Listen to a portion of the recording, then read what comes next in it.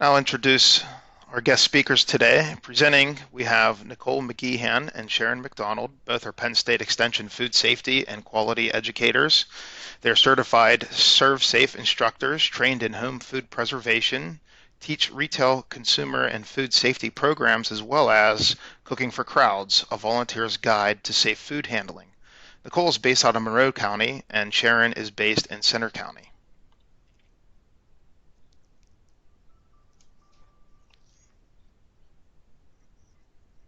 Nicole and Sharon, if you're Okay. ready. Okay. Well, this is Sharon speaking at the beginning here. So I want to thank everybody for joining in this afternoon. The title of our presentation is Penn State Extension's Role in Encouraging Food Security.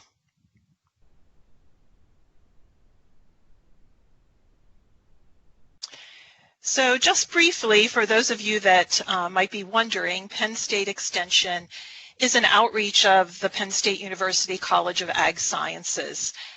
Extension is part of the land-grant university system, and every state in the United States has an extension service affiliated with their land-grant university. The mission of Extension is to really translate the research and developments from the university into useful information for the larger community. We deliver unbiased science-based information to individuals, businesses, and communities. And within Penn State Extension, we have 7 program areas: agriculture, food safety, public health, family well-being, community development, and youth leadership. Many of you might be more familiar with some of our programs, such as 4-H Youth Development, the Master Gardeners, and Master Watershed Stewards, and many others. You may have even engaged with your local extension office, maybe asking a question about home food preservation, or maybe you were obtaining a soil test kit for your garden. Every one of our 67 counties in Pennsylvania has an extension office open to the public. But of course, due to COVID-19, our offices have not been physically opened, but our educators and support staff have still been available via telephone, email, to answer your questions. Certainly our website too, you can find a lot of articles, webinars, and other resources on an abundance of information. And our website is simply extension.psu.edu. So today, what we would like to cover in the brief time we have is just kind of a quick look at the pandemic and the impact that it's had on the food supply chain and how that has really impacted people's sense of food security. One of the things that we've seen as a result of this is definitely a heightened interest in home gardening and home food preservation. So Nicole is really going to talk to you about the 3 basic methods of home food preservation: freezing, drying, and canning, and how those can preserve food for year-round use. In the end, we'll also provide you with some additional resources for follow-up and further detailed information. So one of the things that we've definitely seen with the pandemic is the vulnerability and really the interconnectedness of our food supply chain. You know, we've all witnessed the empty store shelves, which I would gather to say that most of us have never seen in our lifetime. And as a result, the panic buying of hoarding of food and supplies. And this certainly heightened when we saw plant closures as a result of infected workers, really heightened that sense that food might not be available to us for ourselves and for our families. And the issue was not really that there was not enough food, but rather in how that food that was there became really inaccessible to us once the lockdown began. And that was really because of the supply chain impact. For example, once schools and restaurants were shut down, all that food that was intended for those institutions, it's all packaged in a different way, in a different format, intended for institutional use, and suddenly it was just sitting on the warehouse and not available for us to actually be using in our homes. These products are packaged in larger case lots, not usable at the grocery store level. When schools shut down, a lot of the milk that was destined for schools had no place to go, and we saw it ended up being dumped.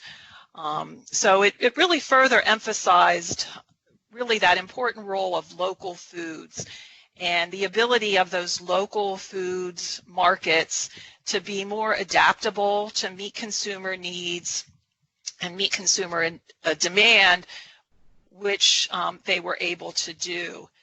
And certainly everybody was impacted to one degree or another, but those that were already at high risk or already food insecure, this became even a worse situation for them. And we've certainly seen increased use of food banks and donated food as a result of the pandemic.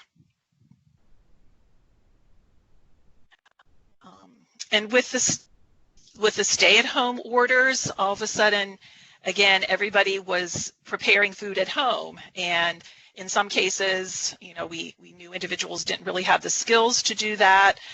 Maybe they didn't have the supplies at home in order to prepare meals for themselves or their families. So it's been a real challenge for people during this time to really get back to those basics of cooking food, preparing food at home. And kind of as an outreach of all of this, what we've been seeing in Extension is really a renewed and maybe perhaps new interest in home gardening and also in home food preservation. And really that home food preservation is a way for people to preserve food that they're growing or that they're purchasing, so that they know and have some security that they have that food available for them and their families in the future. Also, we've seen more emphasis and use of those local sources of food, local meat shops, butcher shops, dairy processors preparing different packaging for the local markets, and an increased use of farmers markets as well. As far as what the future holds, as far as the supply chain is concerned, I think certainly time will tell, but I think we will see some differences and certainly even more emphasis on those local foods and preparing foods and preserving foods in the home. So at this point, I'm going to turn it over to Nicole, and she's going to talk about home food preservation. Hi, everyone. Thanks, Sharon. So as Sharon mentioned, to help ensure food security for your family, I'm going to talk about how to preserve food safely at home. The different preservation methods we'll talk about include freezing, drying, and canning. And this will just be a brief overview, but at the end of the presentation, we will give you a lot of great resources to share with you if you are interested in learning more. So to start off, we'll talk about freezing. Many people choose freezing because most foods maintain a high quality and it takes less time and effort than canning, and there's not as much heat produced in the kitchen, especially on hot days like we've had the past few weeks. Some advantages to freezing are that it gives good natural color, flavor, and nutrition of that food. The texture usually is better than other methods. It usually takes less time than canning or drying, and your kitchen remains cooler. Some disadvantages are that not all foods freeze well. For example, if you had a head of lettuce, that doesn't really freeze too well. You do need to also have enough freezer space to store all of your products, and in the event of a power outage, your food can be at risk with freezing. To protect the quality of frozen products, try to freeze your food in smaller batches so that the food freezes faster. So as you can see on this slide here, when ice crystals can form faster, they form smaller, which results in less damage to the food. When food freezes slowly, large ice crystals form, which damage the food and result in freezer burn and more water loss when thawed. So you can see in the picture here, ice crystals are sharp and they can cause a lot of damage. When preparing food for freezing, most need some kind of pretreatment because enzymes in fruits and vegetables are slowed down, but they're not completely destroyed during freezing. For best quality when freezing, it's important to deactivate these enzymes, and doing this will protect the product's color, flavor, and texture changes over time. Each food has a specific pre-treatment recommendation, but in general, vegetables usually should be blanched or with steam or boiling water and then rapidly cooled before freezing. Or fruits, they can either be treated with some kind of commercial mixture like fresh fruit, like you see on the picture here in this slide, or some kind of ascorbic acid, which is basically vitamin C, to prevent browning. And you can also use sugar or sugar syrups, citric acid, or lemon juice to protect the fruit from browning, but this doesn't work as well as ascorbic acid. Certain types of fruit, like blueberries, for example, you can dry pack them. Some dry pack better than others, which means that, if you were dry packing blueberries, for example, you just lay all the blueberries on a tray, flat on a tray, freeze that tray, and then after it's frozen for a couple hours, you can transport that into either a container or a plastic bag for storage. The next type of preservation we'll talk about is drying.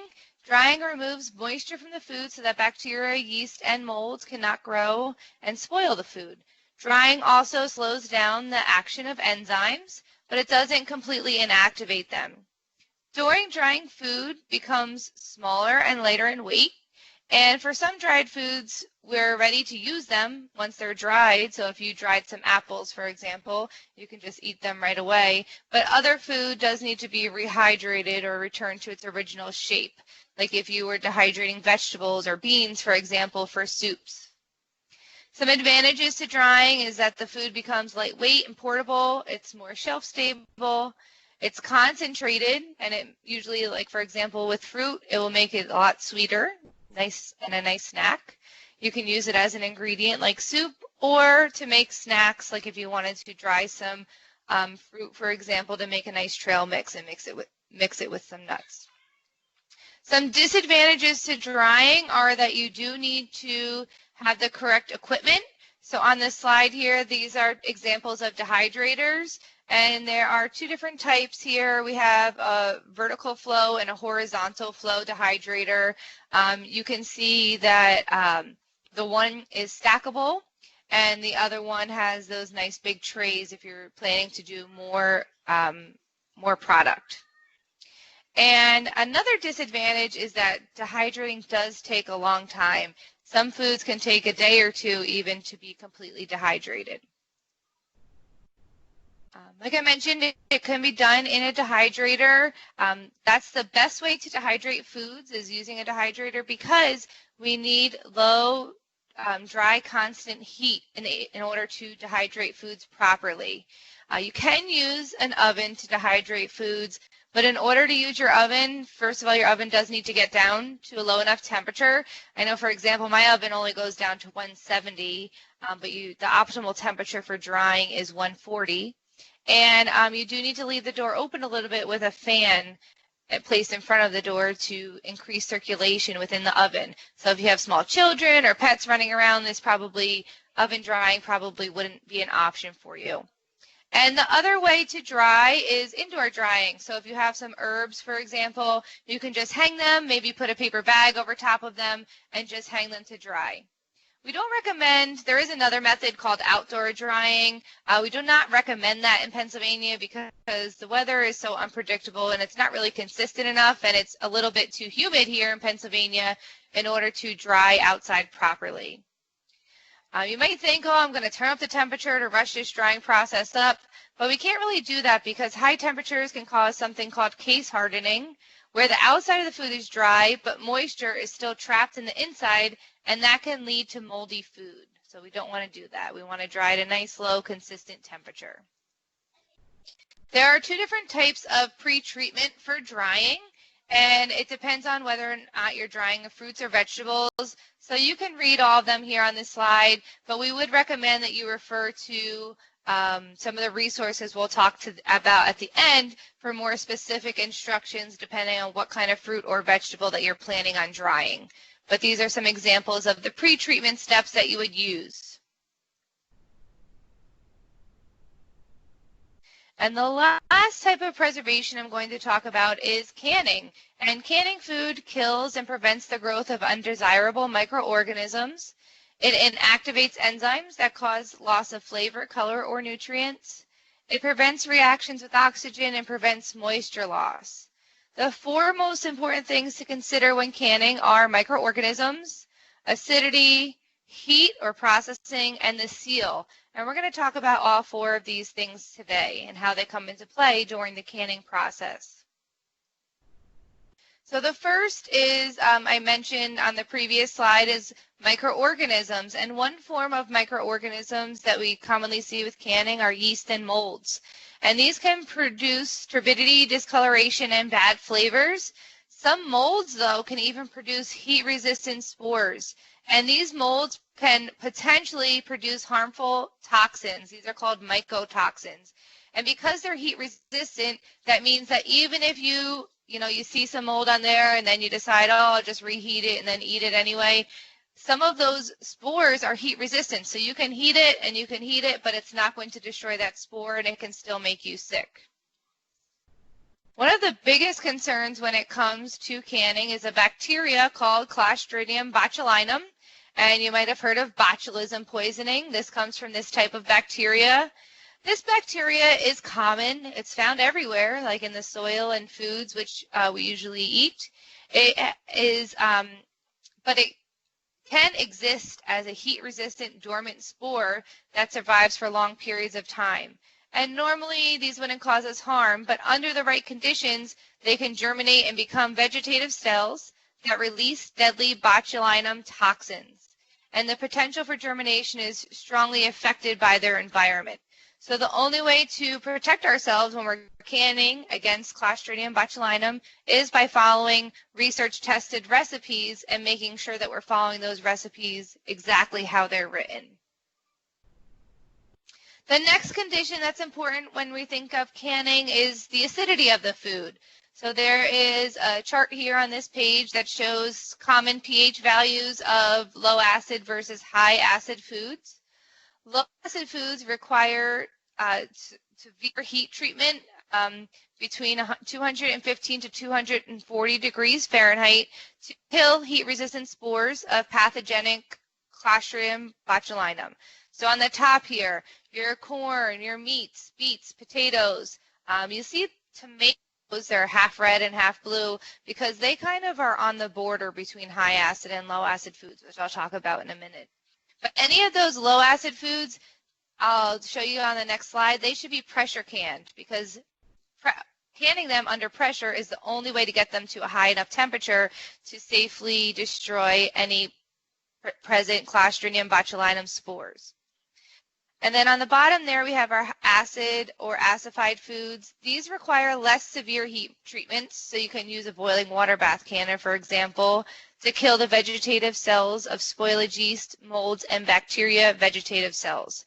Those would be like your fruits or anything that you're pickling, for example. So cucumber normally would be a low acid food, but if we're pickling it, now we're adding some acid to that, it's going to become a high acid food and would be for our boiling water bath canner. The next important step when canning is the heat or processing of the product. And canning needs to be done in an approved method, either using a boiling water bath canner, an atmospheric steam canner, or a pressure canner. And this step is very important. You can't just put all your hot food in jars and screw on the lids and then, it might create a seal, but I'll show you on the next slide, it's not really creating a safe seal.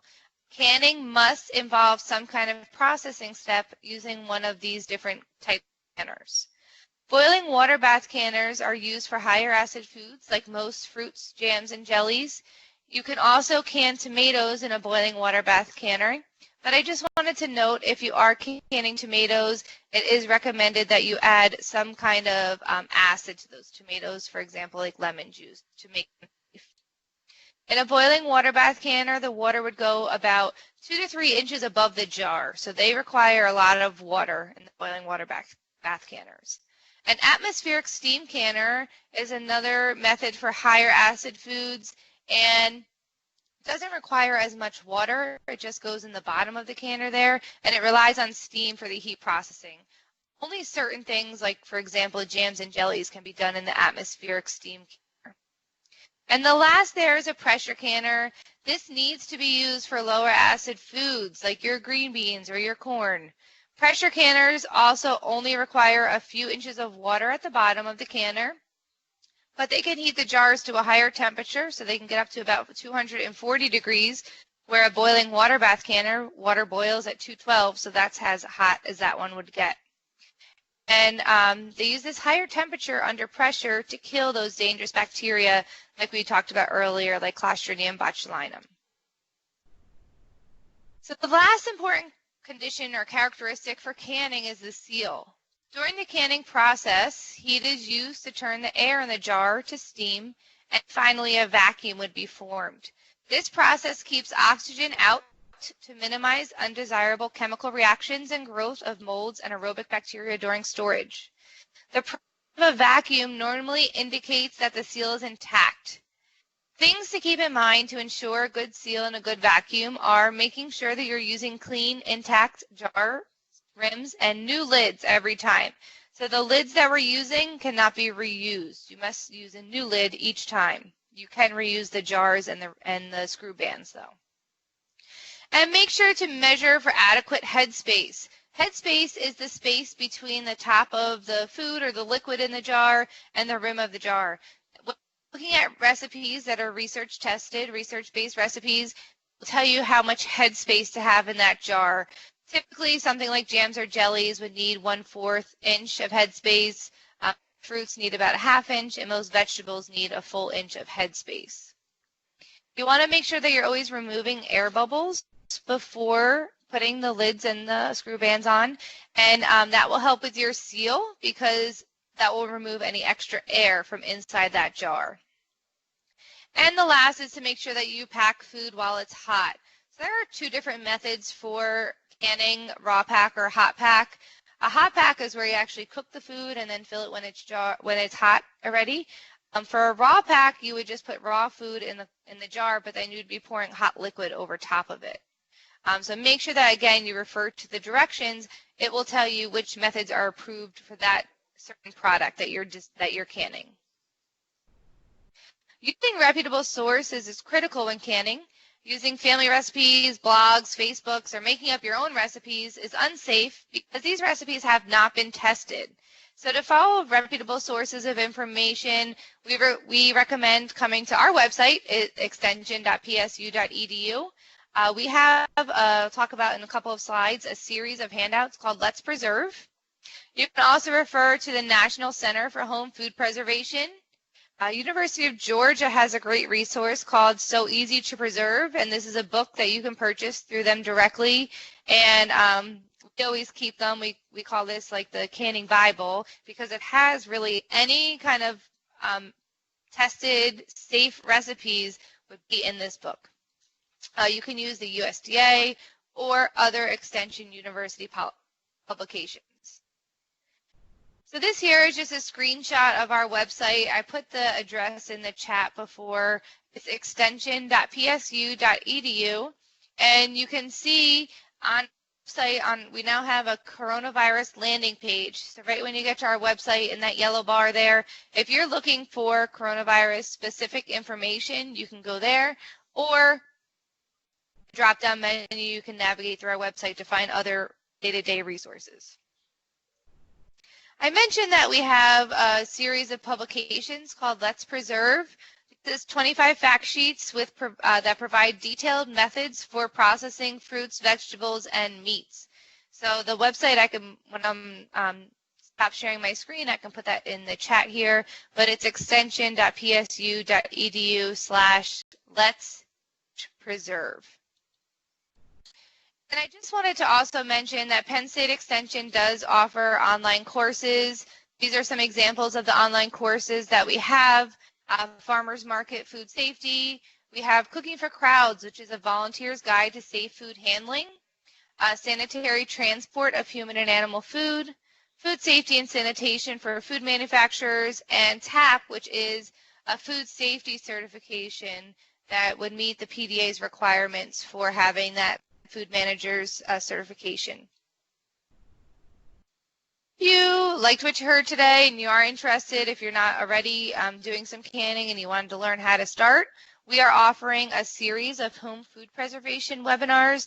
Unfortunately, with the global pandemic going on, we are not offering any in-person home food preservation classes this season. We are offering wide webinars. So you can go to our website, extension.psu.edu/preservation-webinars. If you're interested in signing up for one of these, and all these also include a live demonstration. So it's more detailed information about the specific type of product that you wanted to can or preserve, and then it gives you, again, that live demonstration to go along with it. Some other programs that Penn State offer is we have our Food, Family, and Health team. They have some webinars, our food safety and quality, and all of our extension webinars, if you wanted to go on and look, are at extension.psu.edu/webinars. If you're interested, we do have a home food preservation newsletter, or if you just wanted to sign up just for general information, or if you wanted to be notified about upcoming classes or webinars, you can go again to our website and you can sign up under the Connect page there. You enter your email address, and then it'll prompt you to select which program areas that you're interested in receiving information on. So that is the end of what we have for you today. And if you have any questions, now's that time that we can answer them for you. Well, thank you, Nicole and Sharon. And right now I'm going to stop the recording